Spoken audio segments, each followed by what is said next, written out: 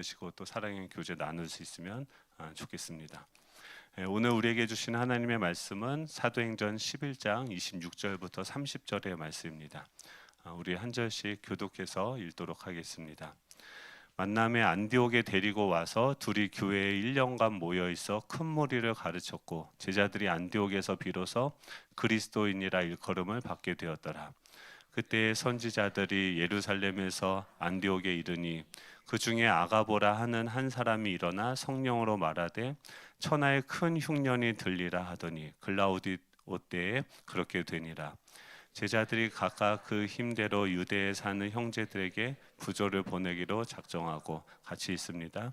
이를 실행하여 바나바와 사울의 손으로 장로들에게 보내니라. 아멘. 우리 좌우에 계신 분들과 이렇게 인사하면 좋겠습니다. 당신의 지갑도 주님의 것입니다.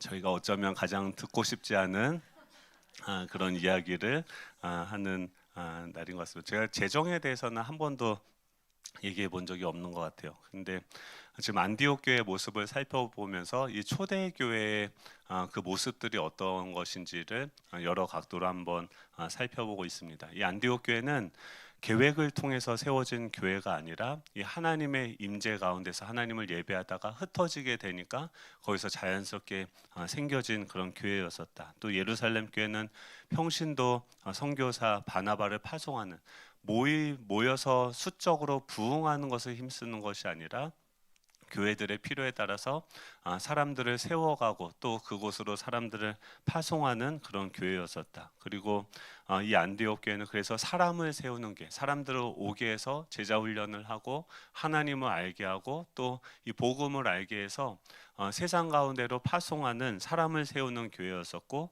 또 미래를 좀 준비하는 교회였었다. 그리고 마지막으로는 재정에서도 하나님이 주인이 되는 교회였었다라고 지난 시간에 살펴보았습니다. 거기에서 29절 30절을 오늘 좀 더 살펴보기를 원하는데요. 같이 읽겠습니다. 제자들이 각각 그 힘대로 유대에 사는 형제들에게 부조를 보내기로 작정하고 이를 실행하여 바나바와 사울의 손으로 장로들에게 보내니라. 아멘.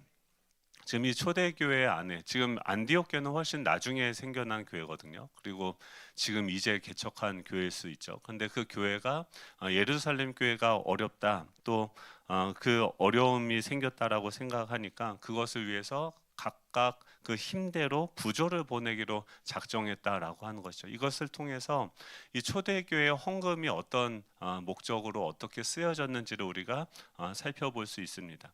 이 성경 곳곳에서는 지금 여기서 부조를 보냈다라고 이야기하는데 성경 곳곳에서는 이 재정에 대해서도 어떻게 하나님께서 주인 되심이 어떤 방식으로 나타나는지에 대해서 이야기를 하고 있습니다. 여러 가지 제도와 그 원리들이 있는데요. 그 성경의 재정의 원리, 그 첫 번째 그 제도로서 보면은 이 절기법과 11조를 통해서 나누는 그 이런 재정을 분배하는 일들이 있었다라고 하는 것입니다. 이 성경에 보면 신명기 16장 16절부터 17절인데 오늘 좀 공부하듯이 좀 볼 건데요. 같이 한번 읽어보겠습니다. 시작. 너희 가운데 모든 남자는 1년에 3번 곧 무교절과 칠칠절과 초막절에 내 하나님 여호와께서 택하신 곳에서 여호와를 배웁되 빈손으로 여호와를 배우지 말고 각 사람이 내 하나님 여호와께서 주신 복을 따라 그 힘대로 드릴지니라. 아멘. 지금 1년에 3번씩 절기 때마다 우리도 명절이 있죠. 명절이 있는데 그 구약 시대의 절기는 무엇을 이야기합니까? 지금 하나님께서 우리 가운데 어떤 일을 행하셨는가? 출애굽해서 우리를 구원하셨고 또 우리를 위해서 고난을 받으셨고 이런 모든 것들을 그 절기를 통해서 기억하게 하시는 방식으로 즉 하나님의 은혜를 기억하면서 그들은 그때마다 무엇을 해야 되냐면 남자들 즉 생산 능력을 가지고 있는 사람들이 각각 그 하나님이 택하신 곳으로 가서 여호와를 배웁니다. 그 말은 뭐냐면 전 국민들이 다 모여서 함께 하나님을 높이고 찬양하고 예배하는 거죠. 그런데 그 예배를 할 때 그냥 예배만 하는 것이 아니라 각 사람이 너의 하나님 여호와께서 주신 복을 따라 그 힘대로 하나님께 물질을 드렸다라고 이야기합니다. 그러면은 지금 그 각각 힘대로라고 하면 많이 버는 사람은 많이 드리고 적게 드는 사람은 적게 드리고 또 그 재정이 없는 사람들도 이 명절 옛날에 어떻습니까? 명절 되면은 저희 때는 그러지 않았는데 저희 부모님 때나 이럴 때는 명절 되면은 소고기국을 먹을 수 있으면 부자였죠. 예, 쌀밥을 먹을 수 있으면 부자였죠. 그러니까 그때는 가난하고 어려운 시기니까 명절 생각하면 뭐 생각합니까? 평소에 먹어보지 못했던 거를 먹는 그런 시기. 그러니까 지금 1년에 3번씩 절기를 두면서 각각 그 하나님께서 택하신 곳으로 온 국민들이 하나님으로 인해서 모여드는 거죠. 그리고 거기서 뭐 하냐면 하나님께 드린다고 하지만 그 물질을 또 소나 양이나 이런 것들을 가지고 와서 거기서 어떻게 합니까? 같이 잔치를 벌이는 거죠. 그러면 1년에 최소한 3번은 뭐 하는 날이요? 고기를 먹습니다. 그러니까 영양을 보충하고 모든 국민들이 돈이 있어도 없어도 함께 여호와 하나님께서 우리를 구원하신 것을 기뻐하면서 가난해도 걱정 없고 부자는 부자대로 가난한 사람은 가난한 사람대로 각각 그 힘대로 들여서 그것으로 인해서 함께 먹고 마시고 교제하면서 그 하나님을 높이는 그런 제도들이 있었습니다. 즉 구약에서 제사라든지 그 예배라는 것은 하나님을 높여드리고 하나님을 인정하는 그런 행위였었지만 결과적으로 보면 그곳에 있는 그 사람들에게 같이 음식이 나누어지고 하는 그런 축제의 장이었다라고 하는 것입니다.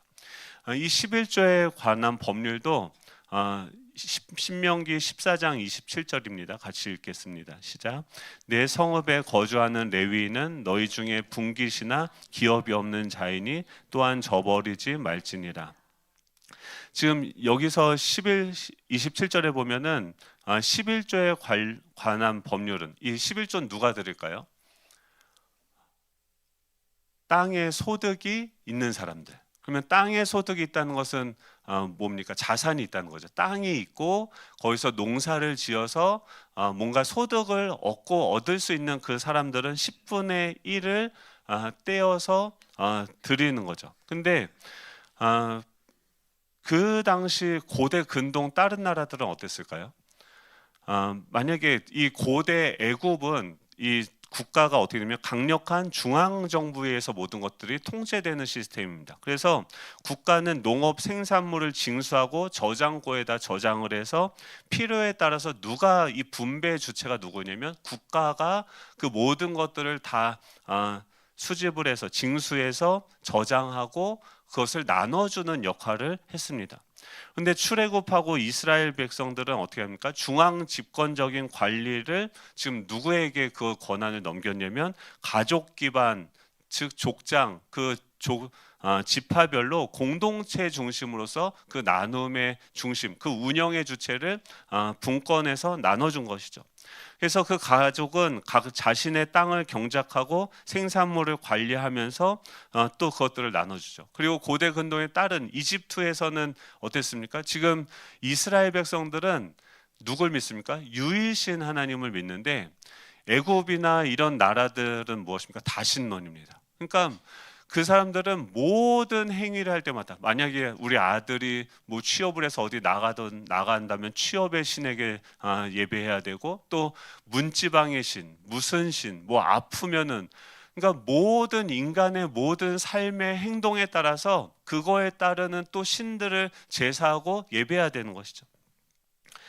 그리고 그 제사의 중심에는 누가 있냐면 국가가 있고 종교적인 사제들이 있죠. 그래서 그 다신론 국가에서 그들의 예배, 그들의 삶은 어떻게 될 수밖에 없냐면 그 중앙 집권적으로 국가와 그 왕과 그 신들, 종교적인 사제들만 부유해지고 국민들은 가난해질 수밖에 없는 그런 구조를 가지고 있었는데 지금 그 수많은 지금 뭐 10분의 1 정도가 아니라 모든 것을 할 때마다 그것에 대해서 재물을 드리고 뭘 해야 되고 또 뭐만 잘못하면은 지금도 점집에 다니고 뭐 하는 사람들 보면 어떻습니까? 뭐 어디 여행 갈 때도요 물을 건널 때 뭐 부적을 띄고 뭐 이런 걸 해야 된다고 하더라고요. 그래서 가족끼리 여행을 가는데 그게 한 만약에 200만 원이라고 하면 그 부적으로 하는 게 300만 원이 든대요.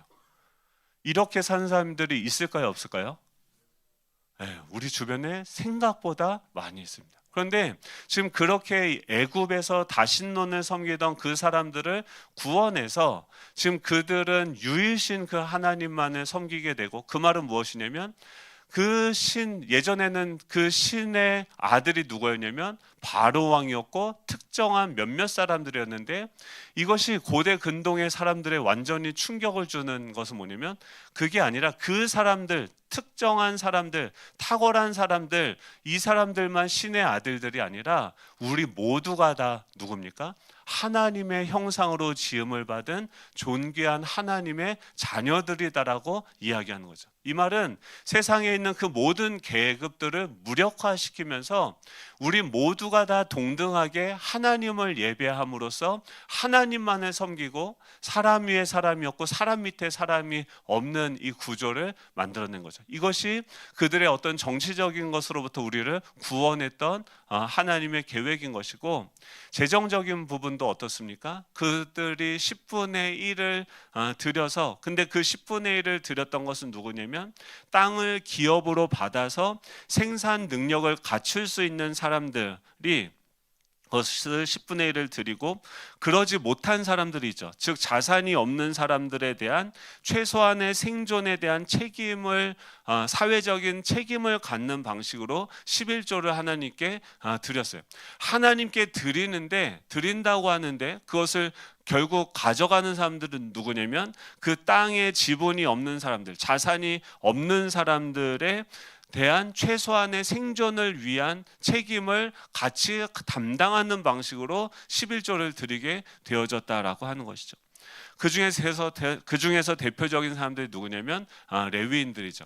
12지파가 있는데 11지파가 10분의 1을 내어진 걸로 레위 지파들이 생활을 하게 되어졌고, 또 28절 29절이죠. 같이 읽어볼까요? 시작. 매 3년 끝에 그의 소산의 10분의 1을 다 내어 내 성읍에 저축하여 너희 중에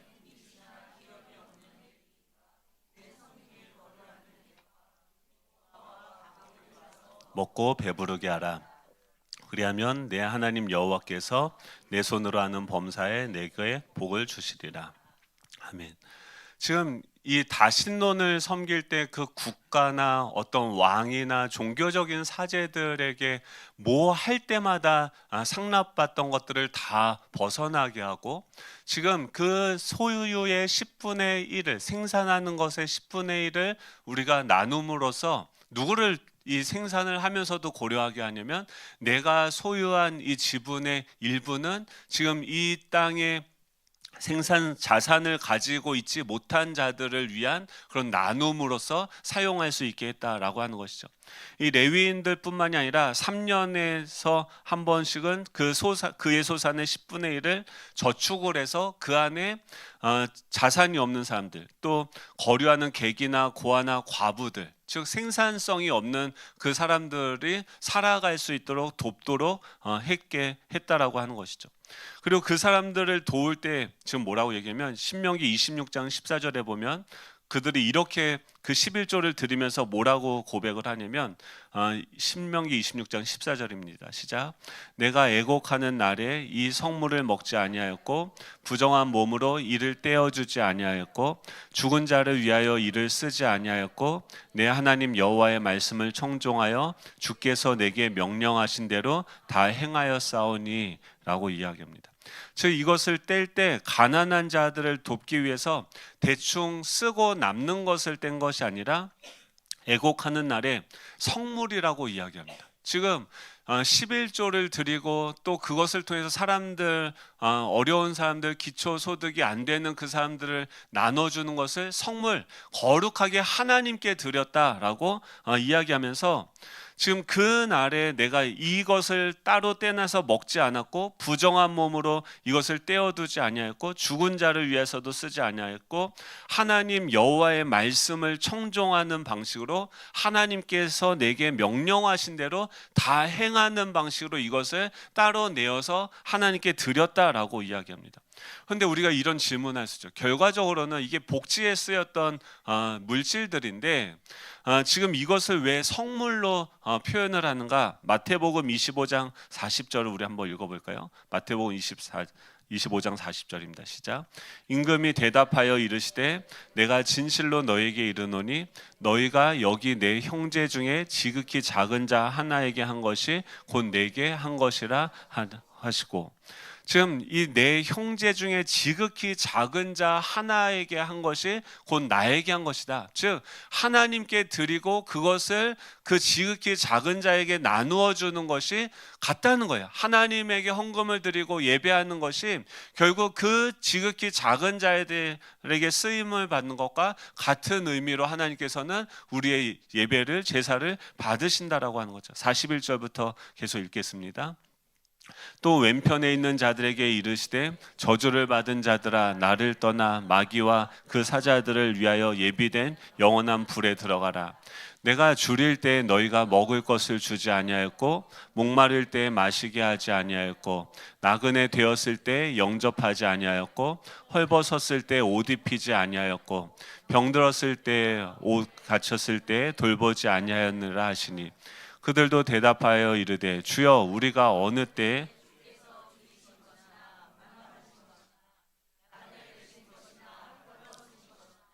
병드신 것이나 옥에 갇힌 것을 보고 공양하지 아니하였더이까.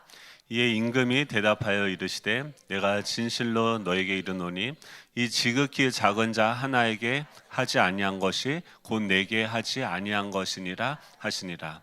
아멘.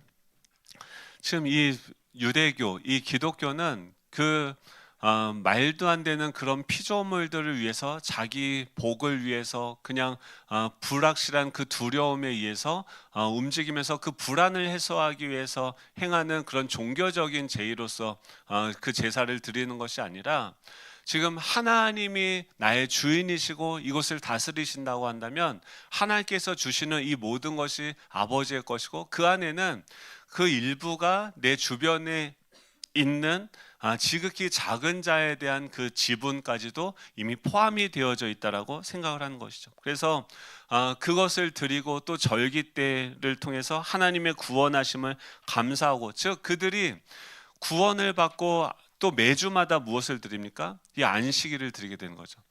또 두 번째 제정의 원리는 안식일은 좀 이따 보고요. 추수법을 통해서 본 이 나눔인데요. 레위기 19장 10절을 보면 같이 읽어보겠습니다. 시작. 내 포도원의 열매를 다 따지 말며 내 포도원에 떨어진 열매도 죽지 말고 가난한 사람과 거루민을 위하여 버려두라. 나는 너희의 하나님 여호와이니라. 그곳에 지금 있는 사람들에서 포도원에서 추수를 할 때도 뭐 하냐면 열매를 다 따지 말고 남겨둘 것을 이야기합니다. 그래서 그리고 떨어진 열매도 줍지 말고 가난한 사람들과 거루민을 위해서 버려두라라고 이야기하는 것이죠. 예전엔, 지금은 이제 남의 밭에 가서 따먹으면은 절도법에 걸리는 삭막한 세상이 됐어요. 예전보다 훨씬 부유해졌는데 훨씬 쪼잔해졌죠. 예전에는 그런 어떤 넉넉함들이 있었는데 오히려 성경에서 뭐라고 합니까? 우리가 돈을 벌고 생산을 하고 추수할 때도 누구를 생각하냐면 그 이웃들, 가난한 자들을 생각하라. 그래서 모든 것을 다 따지 말라라고 이야기합니다. 그리고 사람들에게도 그 밭에 들어가는 사람에게도 이렇게 얘기합니다. 신명기 23장 24절 25절인데요. 같이 읽습니다. 내 이웃의 포도원에 들어갈 때는 마음대로 그 포도를 배불리 먹어도 되느니라. 아멘. 그러나 그릇에 담지는 말 것이요 내 이웃의 곡식밭에 들어갈 때는 내가 손으로 그 이삭을 따도 되느니라. 그러나 내 이웃의 곡식밭에 낫을 대지는 말지니라. 지금 그 한 끼 배고픔을 해결할 수 있도록 거기서 그릇에 담는 것은 금하고 낯을 대서 그것을 추수하는 것은 금하면서 지금 너의 허기를 때울 수 있는 만큼의 그곳에 가서 요기를 하는 것은 허락이 되어지는 거죠. 그러니까 이 하나님이 주인이 되시는 그 나라에는 항상 무엇을 고민하냐면 내가 성장하고 잘 살아가는 것도 생각하는 동시에 여기서 굶어 죽고 정말 어떻게 먹고 살까를 고민하는 사람들이 하나도 없도록 우리가 모든 곳에서 같이 고민을 하게 된다는 거죠. 그리고 신명기 24장 19절에 보면 내가 밭에서 곡식을 벨 때 그 한 뭇을 밭에 잊어버렸거든 같이 있습니다. 다시 가서 가져오지 말고 나그네와 고아와 과부를 위하여서 남겨두라. 그리하면 내 하나님 여호와께서 내 손으로 하는 모든 일에 복을 내리시리라. 한 무통은 한 단을 이렇게 까먹고선 안 떼온 거예요. 그러면은 그것을 또 가서 잊어버렸다면 또 가서 가져오지 말고 나그네와 고아와 과부를 위해서 남겨두라. 그리하면 내가 너의 손으로 하는 모든 일에 복을 내리리라 라고 말씀하십니다. 그런데 지금 이렇게 보면은 한번 우리 이런 생각을 할 수 있죠. 그러면 차라리 그것을 다 추수를 해서 좀 더 11조를 할 거를 뭐 조금 더 내서 그거를 또 그렇게 나눠주면 되지 않겠는가라고 생각을 할 수 있죠. 이 추수법은 효율성에 문제가 있는 것이 아닌가. 작업 시작부터 아예 다 이삭들을 문자 그대로 땅에 버려두는 것인데 이 가난한 자들의 양식으로 쓰일 수도 있지만 그냥 썩을 수도 있는 거고 짐승들이 와서 먹을 수도 있는 것이죠. 이왕 이럴 거면은 거둘 때 조금 더 거둬서 누가 가져가, 그리고 이거를 우리가 이제 직접 전달을 해주면 보람도 있죠. 우리가 전달해 주면서 내가 이 사람들을 직접 돕는다라는 어떤 보람도 있고 그 사람도 나한테 누가 이런 것들을 이렇게 도와줬다라고 생각하는 감사한 마음도 가질 수 있겠는데 지금 그러면서 직접 전달하면서 사진도 찍고 내가 이만큼 쌀 몇 푸대 기증했으니까 좀 이렇게 너 똑바로 알아 하면서 그리고 이런 사진도 찍죠 해야 되는데 그런 것들을 하지 못하게 하는 방식이면 그건 비효율적인 것이 아닌가라는 생각이 드는 거죠. 그래도 지금 추수법이 그냥 두라고 하는 것은 무엇이냐면 지금 그 사람들도 남의 앞에서 비굴하게 고개를 숙이거나 눈치를 보지 않고 마음껏 그것들을 가져가서 생활을 할 수 있게도 하면서 또 하나는 뭐냐면 이 가난한 자들에게도 줍는 수고와 책임이 있어야 된다라는 것을 보여주는 것입니다. 이 성경에서의 이 복지는 그냥 떠먹여주는 그런 복지가 아니라 의존적인 복지가 아니라 구약학자 조나단 번사이드는 이걸 이렇게 해석하는데요. 들판에 남겨지는 먹을 것들을 지금 광야 생활에서 들판에 생겨났던 만나를 연상하게 한다는 거예요. 지금 사람들이 그곳에 남겨둔 것이 마치 뭐와 같냐면 우리가 출애굽하고 하나님께서 들판에 남겨두신 만나와 같다라고 하는 거예요.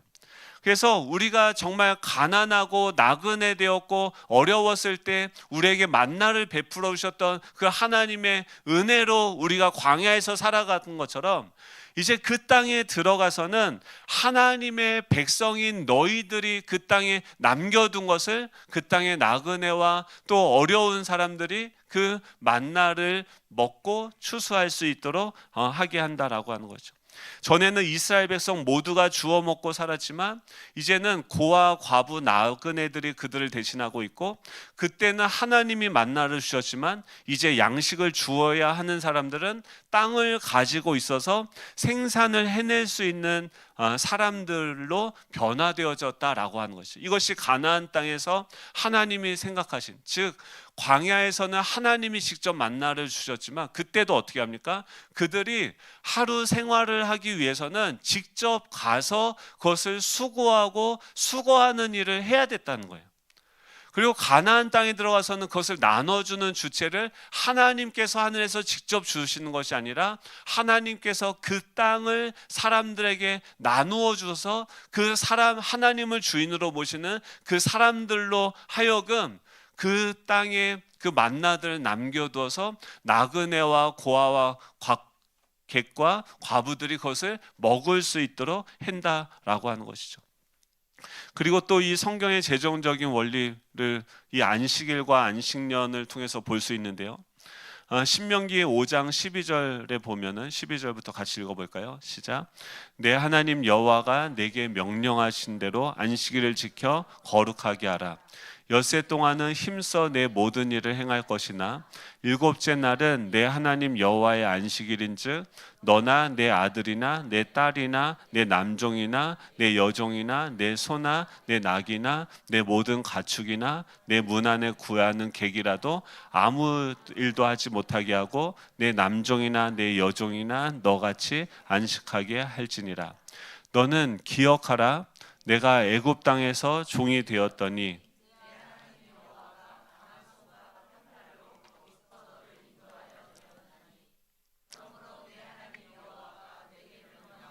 안식일을 지키게 하느니라. 아멘. 지금 앞에서 보면 절기를 통해서도 그렇고 추수를 통해서도 그렇고 이것의 주인이 하나님이시다라는 것을 기억하게 하고 그 하나님을 지극히 작은 자를 섬기는 것이 곧 하나님에게 드리는 것이다라고 이야기를 했죠. 또 이 안식일을 매주 한 번씩 그들은 무엇을 지킵니까? 안식일을 지켜요. 안식하다라고 하는 것은 샤바트라고 하는 단어인데 이것은 완성되어졌다. 예수님께서 하나님께서 6일 동안 세상을 창조하시고 그것이 완전하게 창조되어졌다. 부족함이 없는 그 평안함을 하나님께서 우리에게 허락하셨다라고 하는 것을 그들이 일주일에 한 번씩 그 안식일을 지키면서 기억해야 된다라고 하는 것이죠. 15절에 보면 너희는 기억하라라고 하는 것이죠. 일주일에 한 번씩 뭘 해야 되는 거냐면 가장 우리가 수치스럽고 고통스러웠던 그 가난했던 기억, 그 출애굽 사건을 기억하라고 말씀하고 있습니다. 그때는 어떻습니까? 온 민족이 종이었었고 비주류였었고 열등한 취급을 받았던 그 과거를 곱씹으라라고 하는 것이죠.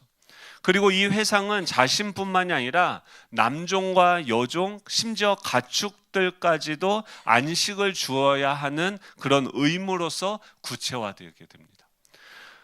그래서 이 안식일이 되면 하나님을 경외하고 또 예배하면서 생리적으로 절대적이 필요한 그 쉼의 시간을 우리가 가져야 된다는 것을 이야기하죠. 왜 그렇습니까? 지금 그들이 애굽에서 가장 목마르게 부르짖었던 것이 무엇이었을까요? 노동에 가혹하게 시달렸던 그 노예 이스라엘이 가장 절박하게 부르짖었던 것이 무엇이냐면 바로 이 쉼이었습니다.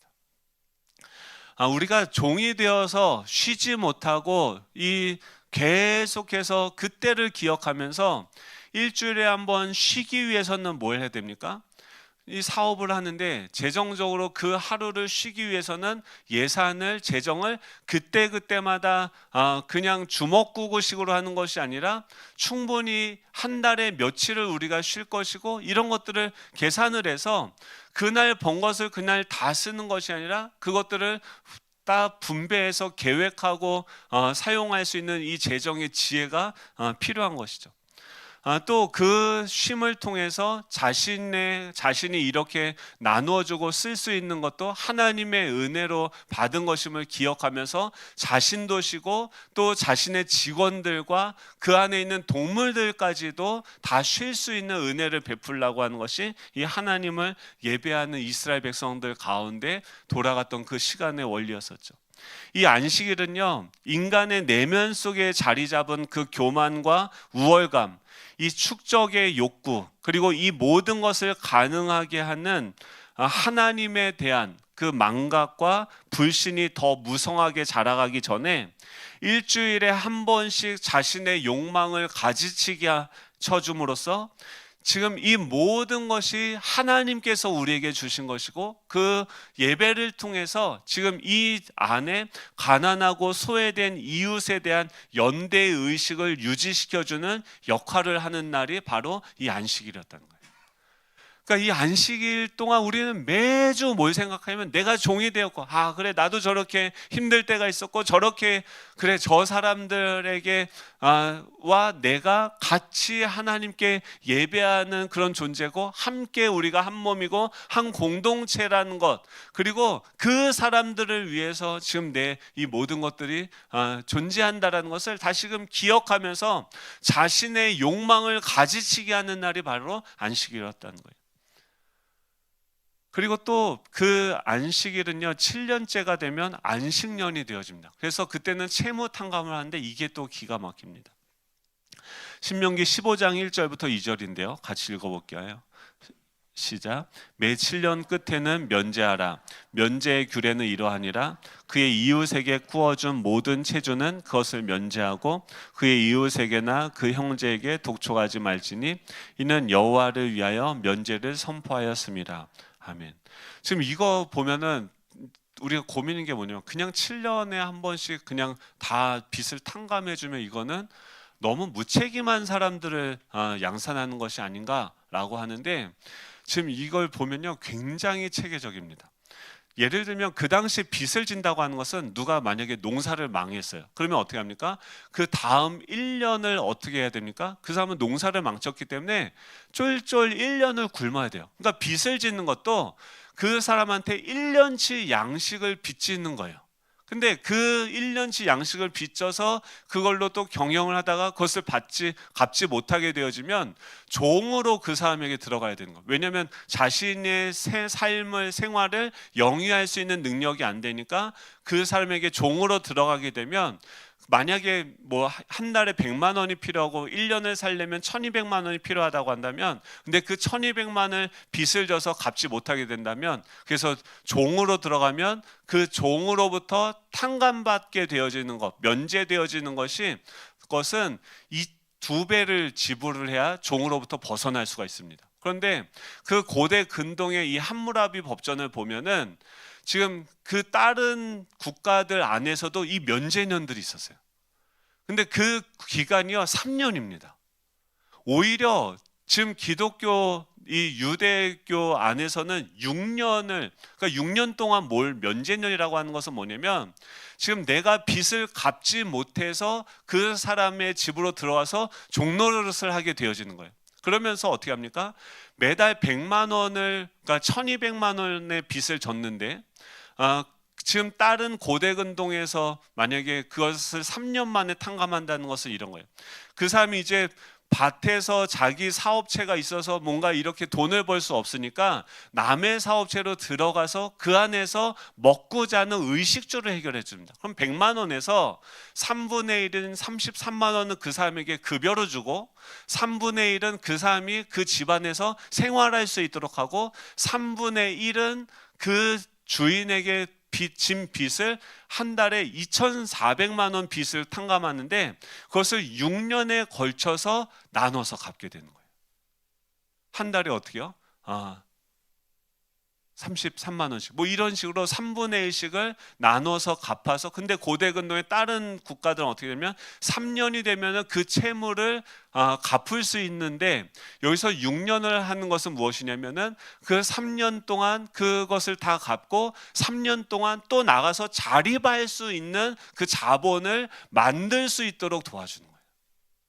그러니까 성경에서 지금 이 복지 나눔이다라고 하는 것은 무책임하게 그냥 방탕하게 쓰다가 빚을 갚지 못해서 그냥 다 탕감해주고 또 6년을 그렇게 또 얻어서 먹고 이렇게 살다가 또 빚을 져서 갚지 못하고 또 탕감받아서 이런 것이 아니라, 철저하게 이 안식년은 개인 채무자의 친화적인 입장이 아니라 오히려 개인의 그 책임을 매우 강조하는 방식이었다는 거예요.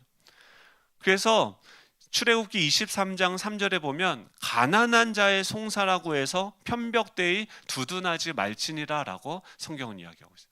성경은 부유한 자도 차별하면 안 되지만 가난한 자라고 해서 또 더 두둔해서도 안 된다는 거예요. 그러니까 매우 공정하고 정의롭고 공평하며, 결국 이 법은 무엇이냐면, 이 사람들이 하나님께 1년에 3번씩 예배드리면 다 같이 정말 영양분이 부족한 사람들도 다 고기도 먹고 이렇게 잔치를 벌이기도 하면서, 또 매달 한 번씩 이 11조를 가지고서는 또 자산이 없는 사람들에게 골고루 분배가 되어지고, 또 그렇게 하다가 갚지 못하는 그 사람들에게는 그 사람이 스스로 그것을 자립하고 벌 수 있는 능력을 갖추도록 온 공동체가 이것을 나누어서 한 사람을 세워가는 방식으로서 이 나눔의 교제가 있었다는 거예요.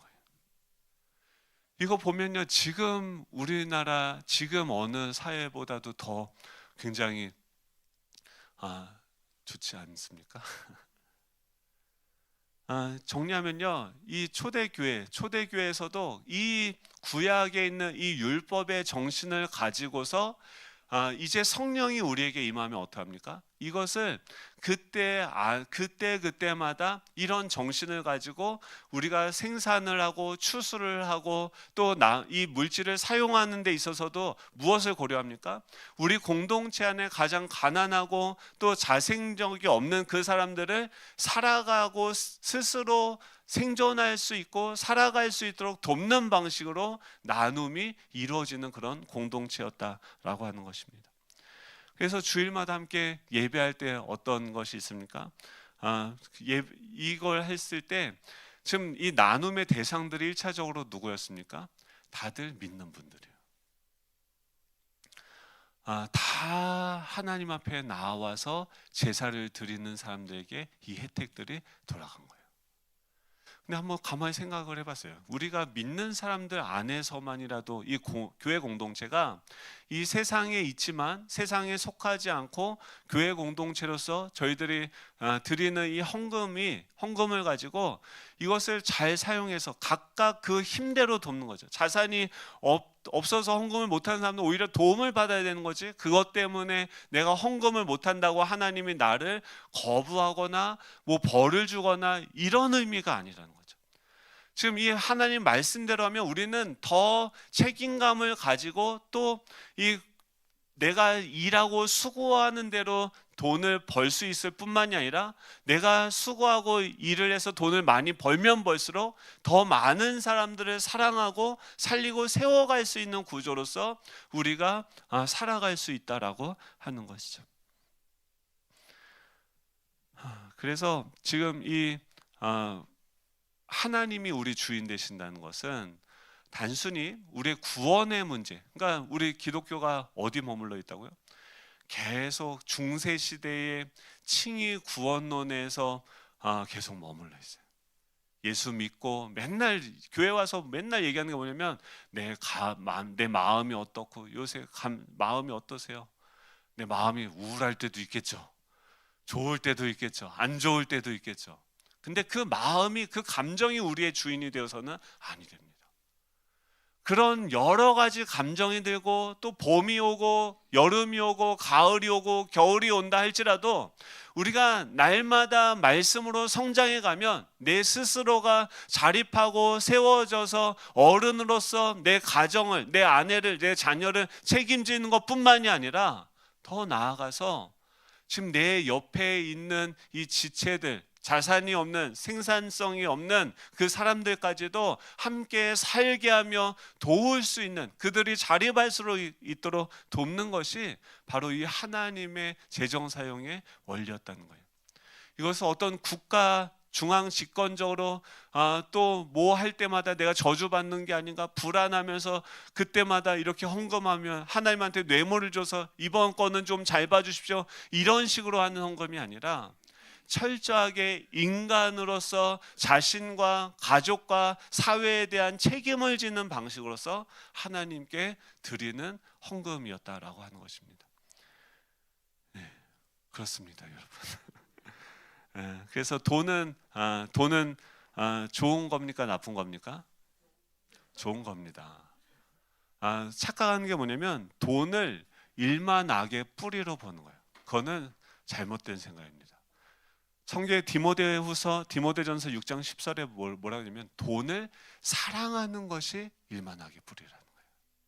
돈은 선한 도구로서 열심히 여러분 돈을 버시기 바랍니다.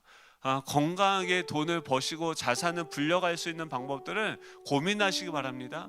자신이 자립할 수 있을 뿐만이 아니라 내 가족들, 내 자녀들, 더 나아가서 우리 공동체 안에 있는 지체들, 또 더 나아가서 이 사회에 지금도 혜택을 받지 못한 희년은 무엇입니까?